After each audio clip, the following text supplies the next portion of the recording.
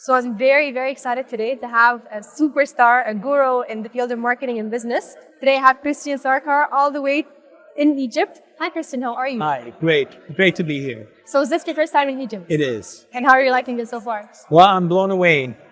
Mostly by the people, because I haven't seen anything else. And then I did see the Nile for a second. So always wanted to see the Nile. Amazing. Okay, so let's get right into it. So let's talk a little bit about your past. How did you fall in love with marketing? Accidentally. Tell us more. I started off, I was studying electrical engineering. And in my final year as an electrical engineer, I decided I don't want to be an engineer. So I told my parents, hey, guess what? I'm switching to English literature.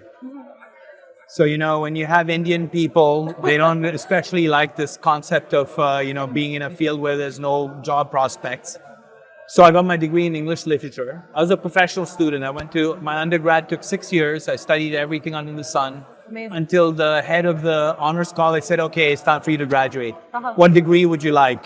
So we finally picked one, and he kicked me out of the school, and I had to find a job.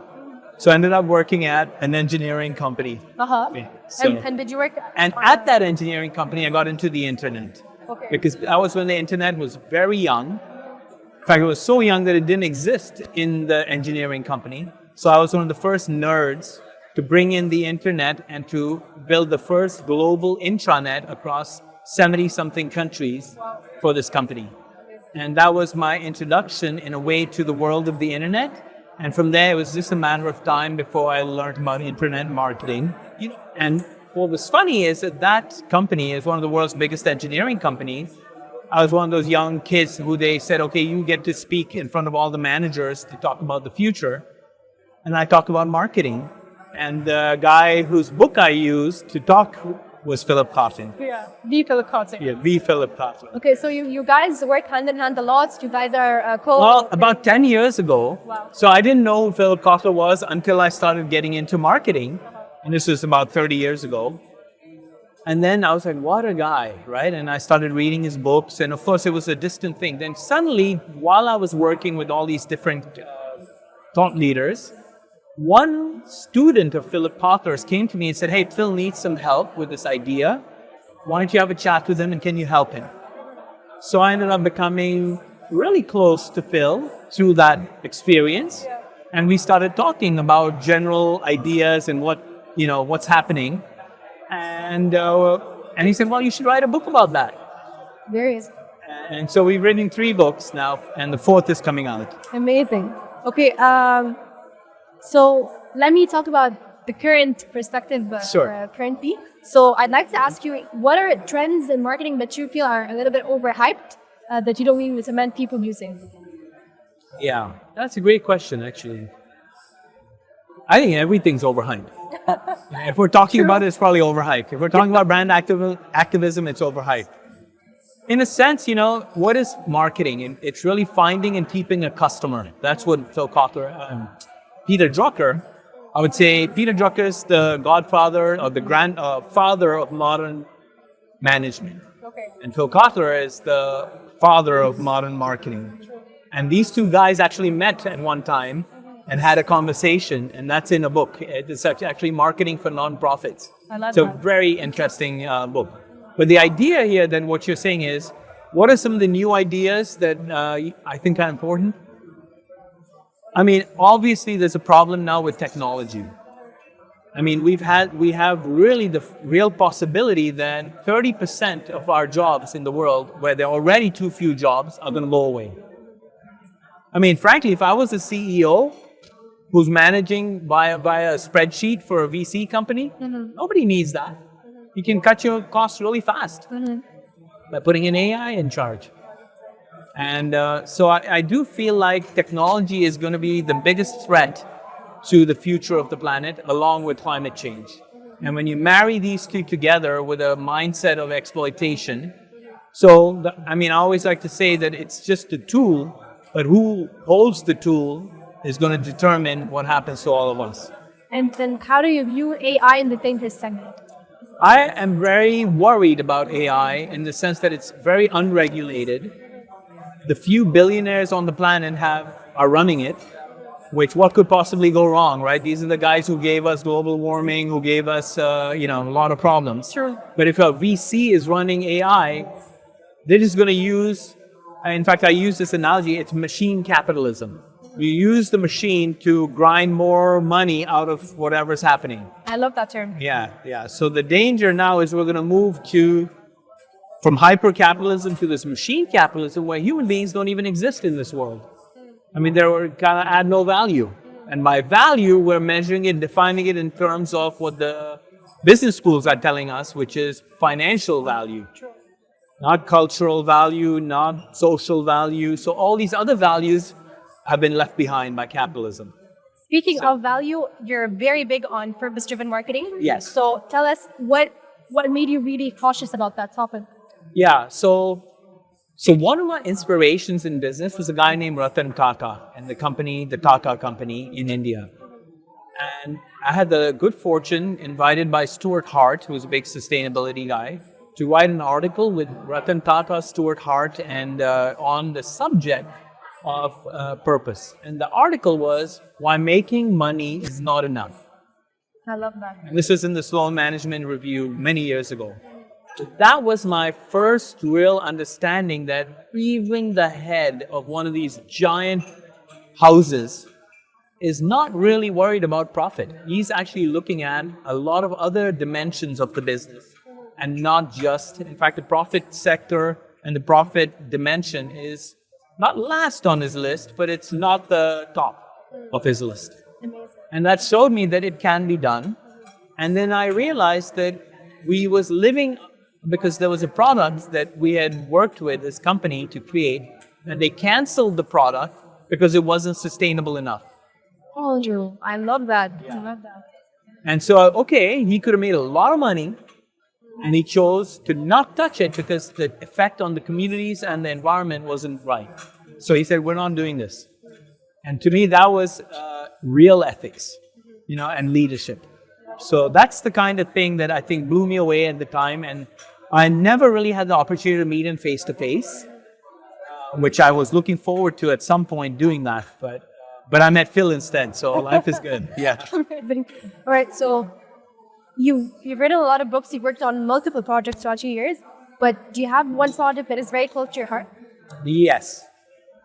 About 10, 12 years ago, we worked on this project called the $300 House Project. And it's an absurd project because it was just an idea. We wrote a blog post with Vijay Govindarajan, who's a big innovation guy in Harvard Business Review. And the idea was, how can we challenge the world's best minds to come up with something that creates affordable housing for the poorest people?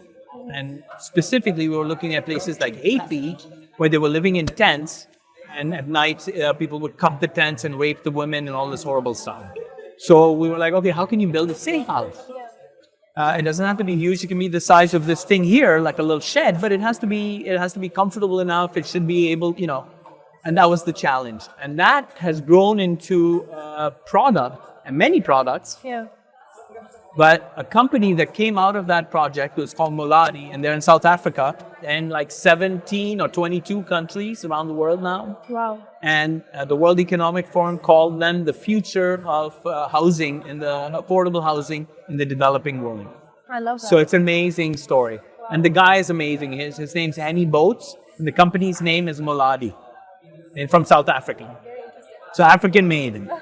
I love that. Yeah. And I do believe it's a true legacy that could be left over. Okay, so I want to talk a little bit about self-branding. You've worked on that throughout your whole life. So what advice would you give to someone that's trying to build his own brand, build his own name?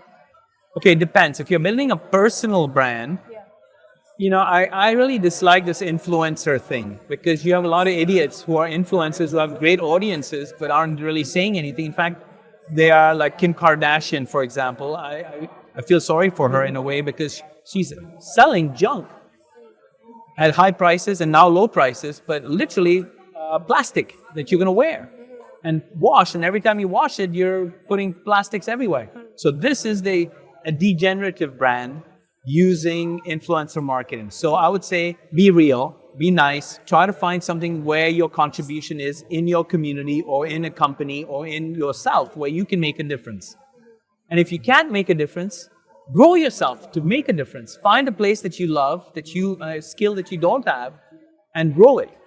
Maybe at this point, it's not even so important to have the skill. One of the skills might be just bringing people together.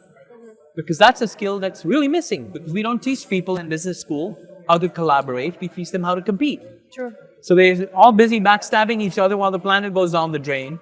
Instead of saying, okay, guys, we all want to live here tomorrow, so let's find a way to make it better.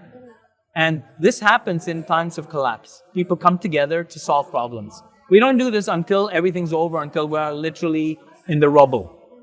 That's when people start doing this. Or when the tornado comes and blows your house away, then all of a sudden people can learn how to collaborate. When COVID happened, actually, a lot of things changed. And then we went back to, we don't need essential workers anymore. We don't pay them anymore. We're not going to pay them any higher wages. We're going to leave them in the ground.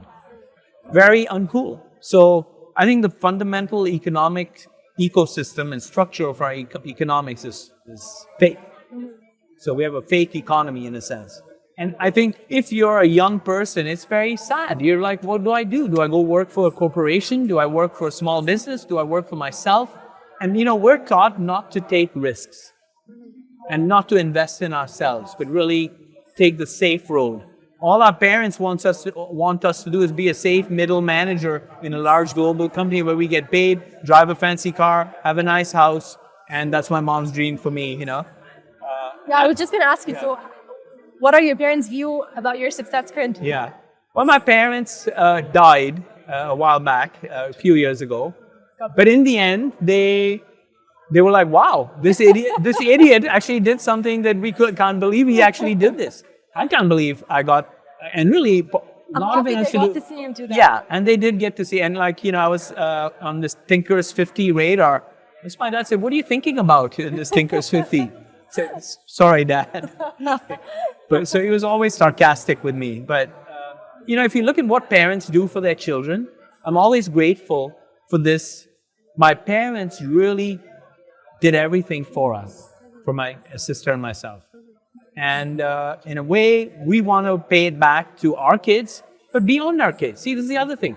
People think that your family ends in blood. Yeah. But actually, we're all one family. We know this. I mean, and this is the problem, that we're separated from nature. We're separated from each other. We're separated from, communities. We're segregated by class, by economics, by all these things. So the question really is, how do you bring something together? How do you create something that's new? How do you create something that works for the community? And trust me, there's tons of problems that need solving. So if you're really an entrepreneur, so I would say if you are a young kid who wants to make a difference, be an entrepreneur. Be a social entrepreneur. Find a way to do something that makes a difference in your community that people are willing to pay for.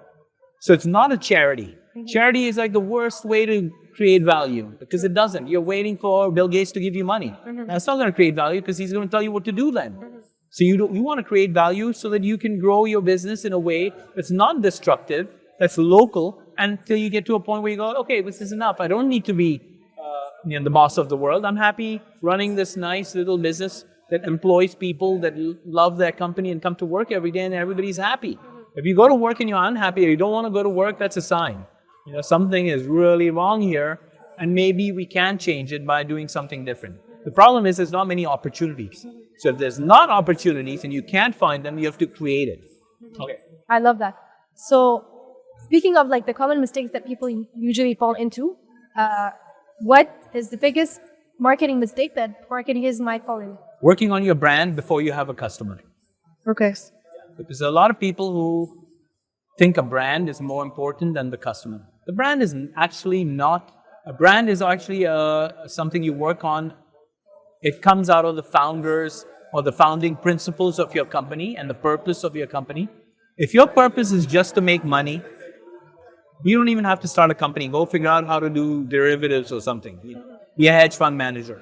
Go work for one of those horrible companies. Yeah. Okay. Sorry, am I going off? Yeah. No.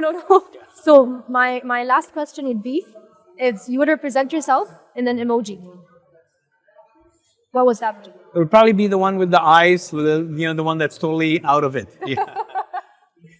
Because that's how I feel, right? The world is falling apart, no one's listening, and we really are out of time. That it's going to get a lot worse. I mean, my analogy, and it's not a polite one, is that Gaza is the whole world except for a few powerful countries and a few powerful billionaires. Everybody else is Gaza. That's what we're going to be. And to stop that, we have to stop it now. Nobody's saying anything about Gaza. I mean, we're silent. True. And to me, this is... Yeah, if you follow me on LinkedIn, you know I've gotten in trouble a lot.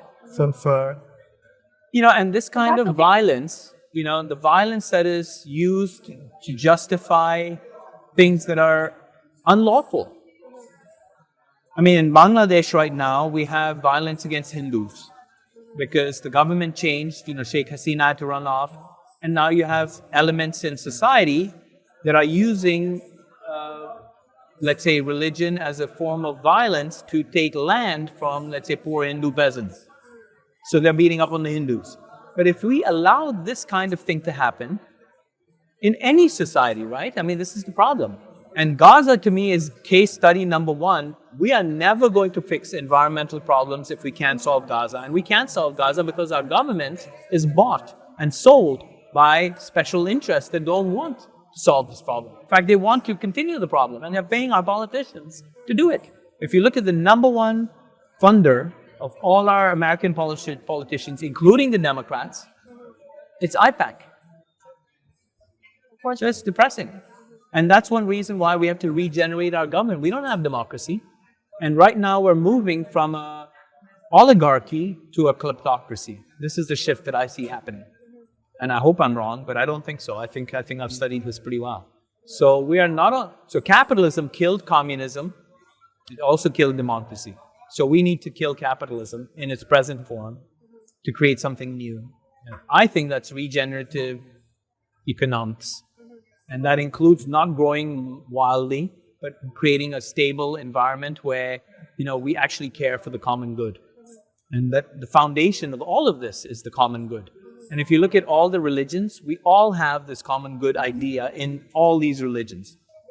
The Abrahamic religions, the Eastern religions, all of them have the common good. Everything for the common good first. But we've lost that because capitalism doesn't care about the common good. It's about making one guy rich, or two guys, or five guys.